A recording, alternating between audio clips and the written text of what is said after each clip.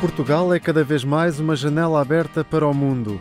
Um postal ilustrado para quem chega de fora ver, apreciar, levar de volta e mostrar aos outros.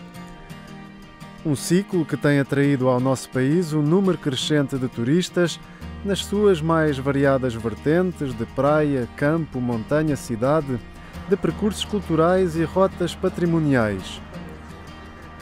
Num setor que movimenta hoje muitos milhões de euros, são vários os benefícios para a economia nacional, em termos de equilíbrio das finanças públicas, do incentivo ao investimento e ao empreendedorismo, da criação de emprego. Mas num setor decisivo como este, também são muitas as responsabilidades.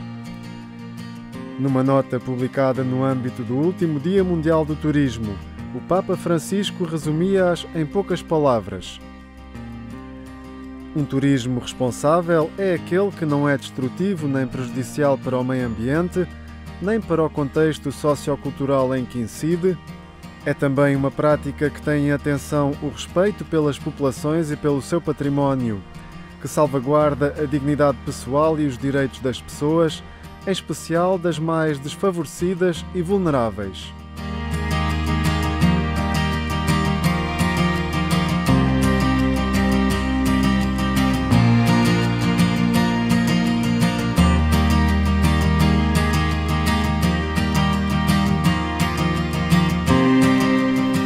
Estamos na cidade de Lisboa, uma das regiões do país onde a atividade turística mais tem crescido nos últimos anos, sobretudo na zona histórica da cidade. Outrora mais degradada, hoje encontramo-la de cara lavada, depois de uma aposta forte na recuperação de muitos edifícios que estavam degradados ou devolutos. Há uma coisa que é importante, é que se não fosse este fluxo turístico, a cidade hoje estaria uma ruína. Não é? Eu quando cheguei aqui há 8 anos atrás, na Moraria, era uma selva. Não é? Era uma selva, havia imensos prédios que estavam devolutos, como ainda estão muitos. Havia quarteirões quase inteiros onde ninguém tinha feito obras e, portanto, vivia uma senhora num andar, outra senhora noutro andar, outra senhora noutro andar, uma velhinha aqui, um casal além. E, portanto, podemos dizer que houve benefício para a sua totalidade deste fluxo turístico. Hoje é uma vida enorme, não é? É uma vida enorme aqui na Rua Augusta, em toda a Baixa, no Castelo, por todo lado. É maravilhoso, não é? É maravilhoso perceber como há vida nesta cidade.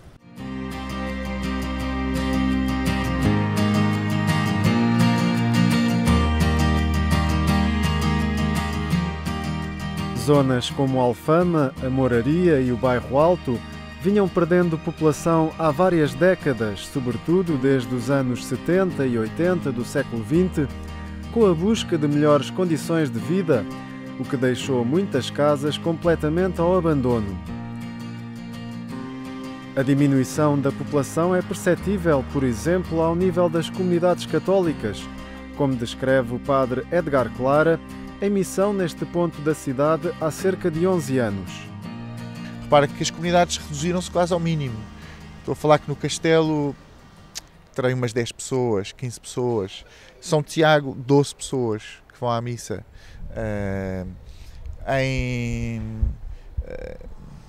No Socorro, por exemplo, tenho 24 pessoas. Em São Cristóvão, mais 30. Portanto, estamos a falar de paróquias que foram enormíssimas há 20, 30 anos atrás. Há 20, 30 anos atrás pode parecer muito, mas é nos anos 90, em que as pessoas vinham meia hora antes para encontrar lugar. Não é? Os jovens da Moraria lembram-se de estarem 200 crianças na catequese no Socorro. Os jovens. Portanto, houve uma transformação muito grande.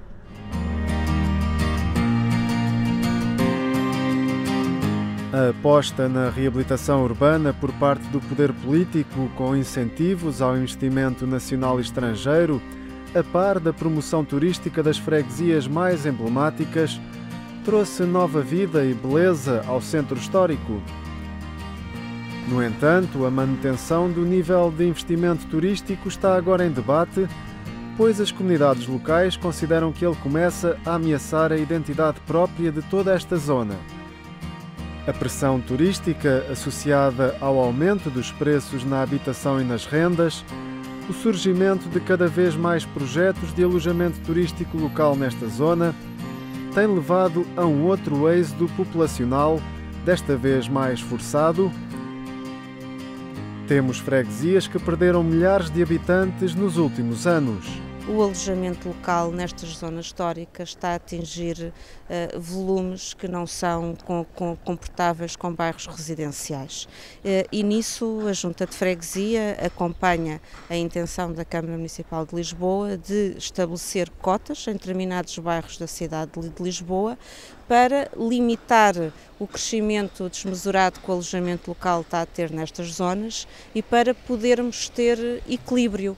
E é isso que ultimamente não tem vindo a acontecer. Está-se a verificar um desequilíbrio cada vez maior entre quem mora cá e quem nos vem visitar. A título de exemplo, a Freguesia da Misericórdia perdeu 2.000 moradores em 4 anos. É muito. Uma freguesia que tinha 3.000 habitantes e que tem neste momento pouco mais de 11.000 habitantes.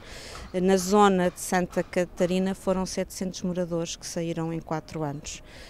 E se nós continuarmos por este movimento, nós vamos ter estes bairros completamente descaracterizados, e isto é não só o matar do cariz residencial destes bairros, como o matar do próprio turismo, porque um bairro que só tenha alojamento local, que só tenha bares, que só tenha visitantes, não é um bairro que atraia quem nos quer visitar. Para a autarca, é fundamental definir novas leis que previnam situações de abuso e combatam a especulação imobiliária descontrolada. Foi com isso em mente que a Freguesia da Misericórdia uniu forças às suas congêneres de Santa Maria Maior e de São Vicente para o desenvolvimento de um estudo sobre estas problemáticas.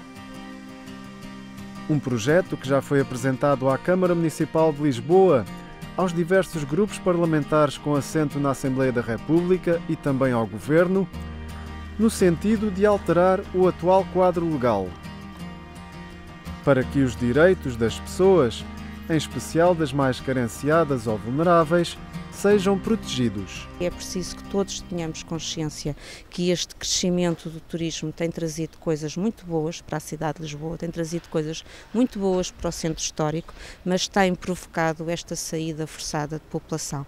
E isto não pode acontecer, porque o crescimento económico tem que ser para todos, não pode mandar os pesos mortos fora. Nós temos que ir num barco de vento em popa, onde estejam todos, os mais idosos, os mais novos, os mais carenciados, onde caibam todos. É essa a sociedade que nós temos que construir, e é esta a sociedade que neste momento está em risco. É isso que eu sinto aqui na zona onde sou autarca. A definição da nova lei do alojamento local está a congregar os vários partidos políticos, membros do governo e também os autarcas, de modo a chegar a estabelecer um conjunto de regras que vá ao encontro das expectativas e necessidades das várias regiões do país. Se em alguns territórios são necessárias medidas de contenção, porque já não há mais espaço de crescimento, em outros pontos do país, como nas regiões do interior, a ideia é incentivar o alojamento local como forma de combater a quebra demográfica e de dinamizar a economia.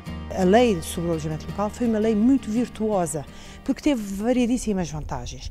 Teve desde logo a vantagem de aumentar rapidamente a oferta de alojamento turístico e assim poder corresponder a uma enorme procura turística que o nosso país viveu nos últimos anos. Seria impensável, no mesmo número de anos, em 2 ou 3 anos, a lei é de 2014, conseguirmos em 3 anos oferecer o número de camas em hotelaria ou em turismo, em oferta turística convencional, aquilo que foi possível disponibilizar em alojamento local. E, portanto, se os turistas não encontrassem alojamento onde ficar, não estariam, neste momento, a gozar e a desfrutar da sua estadia no nosso país. Portanto, houve, efetivamente, uma enorme capacidade de oferta para corresponder à procura, e rapidamente.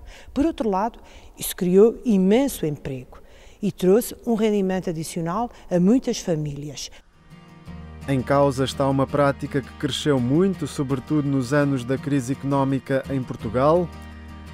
Atualmente, de acordo com os dados do Registro Nacional dos Estabelecimentos de Alojamento Local, existem mais de 63 mil espaços deste tipo legalizados em Portugal, com especial incidência em cidades como Lisboa, Albufeira e Porto. A preocupação dos vários partidos da Assembleia da República está em combater o excesso de alojamento local em determinados pontos do país e os problemas que este contexto tem vindo a causar aos habitantes dessas zonas. Admitimos, e temos feito dezenas de audições, que pontualmente em algumas freguesias, sobretudo de Lisboa e do Porto, há um excesso de concentração e que é preciso agir. E por isso nós consideramos que qualquer alteração à lei tem que ser uma alteração que permita a sua adaptação territorial, porque se em Lisboa é preciso pontualmente tomar algumas atitudes de contenção, no interior é preciso tomar atitudes de incentivo.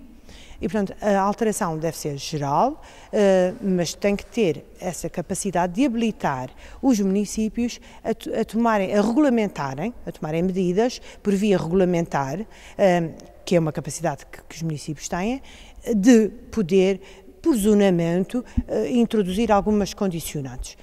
Depois de terem estado em cima da mesa medidas gerais, como a definição de cotas para a prática do alojamento local, a atribuição de maior poder de decisão aos condomínios ou a restrição do alojamento local a apenas um período específico do ano, o debate na Assembleia da República caminha cada vez mais para uma solução flexível, que tenha em conta a realidade de cada concelho ou freguesia do país.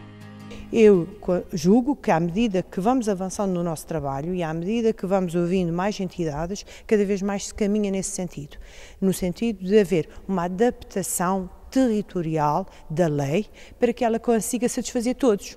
A responsável pelo Grupo Parlamentar para a temática do alojamento local espera que até ao final do mês de junho os vários partidos consigam ter um esboço da nova lei, texto que será depois trabalhado na Assembleia da República e, por fim, votado.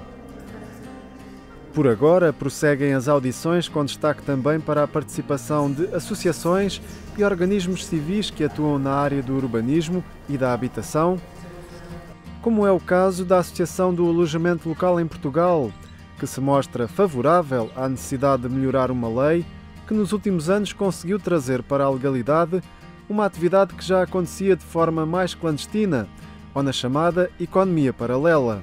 É importante entender que, em grande medida, o alojamento local existe, nasce e cresce nas zonas de veraneio, onde ele já funcionava e o grande mérito foi trazer para a legalidade. Portanto, hoje, quando se fala muito do crescimento, é preciso ter em conta que parte disso foi o mérito de conseguir trazer para a legalidade nessas regiões muitos operadores. E nós somos, obviamente, favoráveis de que, desde que haja um processo justo, mediado por um tribunal, seja ele um tribunal mais simples, como aqueles de arbitragem ou um paz, quando há um abuso reiterado e comprovado, que sim, que possam haver mecanismos aqui de punição, sanções, suspensão das licenças. Isso nunca teve em causa. Tem que ser um processo imparcial. Já sobre a situação de algumas zonas mais específicas, como o Centro Histórico de Lisboa, o presidente da ALEP também é sensível à necessidade de criar regras específicas com a coordenação das câmaras e das juntas de freguesia,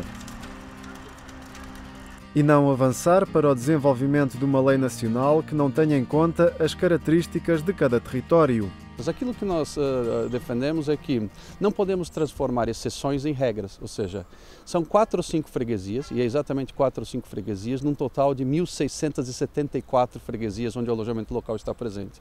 Se nós usarmos essas 4 freguesias, onde há uma série de outros problemas, onde pode haver assim uma concentração em todos os aspectos do alojamento local, do turismo, como exemplo, nós vamos matar todas as outras freguesias que não passam por isso. Portanto, aquilo que nós defendemos é que se cria aqui uma forma de identificar clara e objetiva quais são essas freguesias em sobrecarga E só nestas freguesias onde isto foi identificado, essa sobrecarga foi identificada, que se possam haver aqui sim medidas de compromisso, de equilíbrio, não?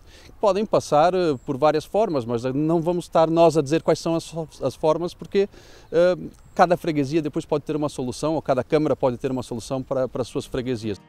Neste repensar da lei do alojamento local, interessa também combater situações pontuais, como a pressão exercida por parte de alguns senhorios aos inquilinos, de modo a que estes deixem os seus espaços para que sejam potenciados para alojamento local de forma mais vantajosa.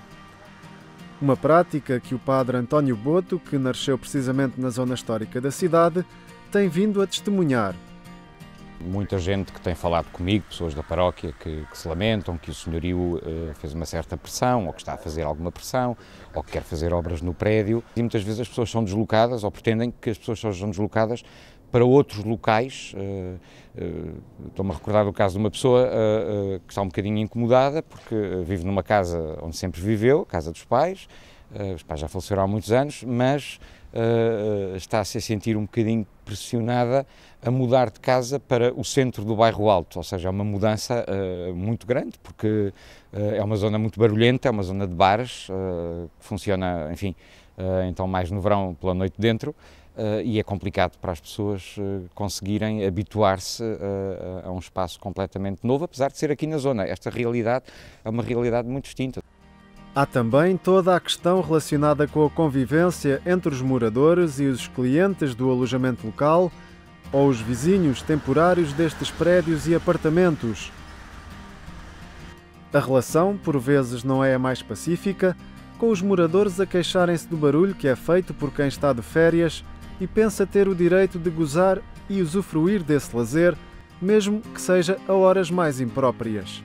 Temos muitos casos em que os moradores moram num prédio em que tem alojamento local em cima, tem alojamento local em baixo e têm que levar muitas vezes com os excessos provocados por quem utiliza esse alojamento local, a pessoas a chegarem às 5 da manhã, num estado embriagado, a incomodar o descanso dos moradores, e isso também é um problema que existe, porque se é de economia que estamos a falar, essas pessoas também têm os seus empregos, também têm que se levantar cedo, também têm filhos que têm que ir para a escola cedo e, portanto, essa situação também é algo que incomoda.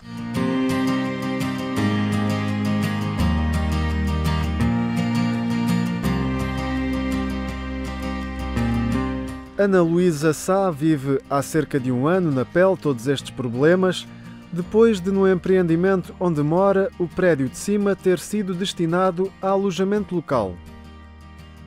Começou com o inferno das obras para reformular um andar que era habitado por uma idosa para alojamento local. As obras prolongaram, tiveram embargadas, voltaram, fizeram imensos estragos em minha casa, desde buracos no teto da cozinha, buracos no teto das miúdas, para além do barulho infernal. Entretanto, terminaram as obras e começou o dito alojamento local. Começou outro tipo de inferno. Quando as pessoas tinham alguma consciência, eram mais ou menos educadas, cumpriam as regras. Quando não, era um bocadinho insuportável estar à 1 da manhã com música em altos berros, querer dormir depois de um dia de trabalho e não conseguir, ter que chamar a polícia pelo menos uma vez para alertar as pessoas que estavam por cima para deixarem de fazer barulho, que havia famílias que precisavam descansar e que no dia seguinte era a escola das crianças e era o trabalho dos adultos. Esta moradora já dirigiu várias cartas às entidades com responsabilidades neste processo, como a Câmara Municipal de Lisboa e o próprio gestor de alojamento local no prédio, que para já se tem mostrado aberto a reparar os estragos causados pelas obras.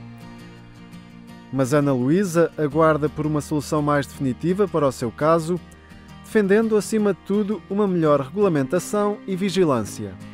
E, sobretudo, fazerem uma inspeção prévia às casas, para ver se as casas têm condições para serem transformadas em alojamento local, porque muitas vezes estes prédios pombalinos, o barulho ressoa muito mais do que num prédio normal. Portanto, eu acho que deveriam ser feitas inspeções antes de atribuírem licenças para alojamento local, que eu sei que isso não acontece. Relativamente à cidade, tem tudo a ver com quem manda, com quem atribui as licenças. Quem atribui as licenças é que pode fazer a gestão das coisas, porque nós inquilinos pouco ou nada podemos fazer.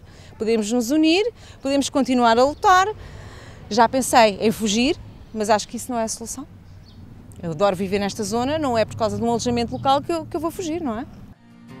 Durante uma das últimas sessões de debate do grupo parlamentar que está a trabalhar na nova lei do alojamento local, o Presidente da Câmara Municipal de Lisboa deixou clara a posição da autarquia sobre esta matéria. Para Fernando Medina, é fundamental desenvolver mecanismos que responsabilizem mais os proprietários do alojamento local. Eu creio que neste ponto tem que se acrescentar responsabilidade ao proprietário sobre o que é que acontece no imóvel. Não pode ser simplesmente dizer, eu tenho aqui o imóvel ou o prédio, está no alojamento local, eu recebo aqui um rendimento muito favorável enquanto isto está tudo a correr bem, mas daqui me desresponsabilizei sobre a matéria. Não pode ser. Em toda esta discussão à volta do alojamento local na zona histórica de Lisboa ou em outras matérias relacionadas com a habitação que estão a ser pensadas a nível político e social, como o arrendamento e a exploração imobiliária, houve uma problemática que saltou à vista nesta reportagem: a importância de não colocar os dividendos económicos que advêm destas atividades acima do bem-estar das pessoas e, em primeiro lugar, das pessoas que aqui sempre moraram. Penso que muitas vezes o Estado